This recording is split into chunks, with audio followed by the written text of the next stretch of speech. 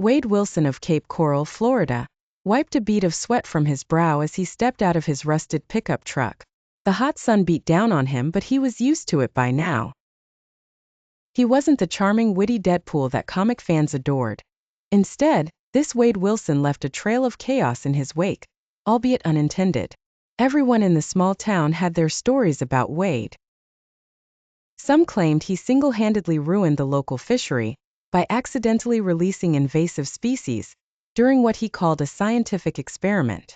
Others swore he was the reason half the town's streetlights always seemed to be out, a consequence of a botched attempt to upgrade the electrical grid. Wade thought of himself as a fixer, a hero even, but the townsfolk had come to dread his well-intentioned projects.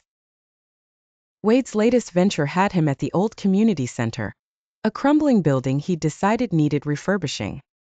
He'd convinced a few reluctant locals to help him out, promising that it would be a project worth their while. As he paced around talking through his plans, a local named Jenny couldn't help but sigh. She had seen this movie before and knew it would most likely end in disaster. Later that afternoon, things took a predictable turn. Wade miscalculated a support beam's placement, causing half of the ceiling to cave in.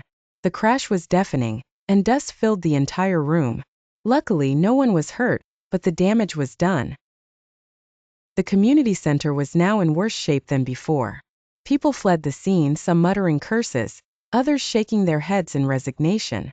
Wade stood amidst the wreckage, coughing and waving away the dust.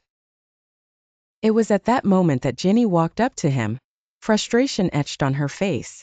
"Wade, you need to stop this. Every time you try to help, you make things worse. You're not a hero, you're the problem," she said, her voice trembling with a mix of anger and exhaustion. His eyes widened as her words struck him.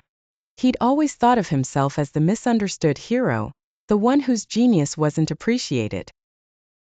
But hearing Jenny say it so plainly, he couldn't deny the truth any longer. He was the villain, not the savior.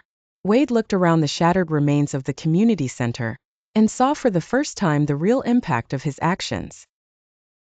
Wade left the building without a word, feeling the weight of his realization press down on him. Cape Coral didn't need another failed hero. It needed someone who could genuinely help. The only problem was, he didn't know if he could ever be that person.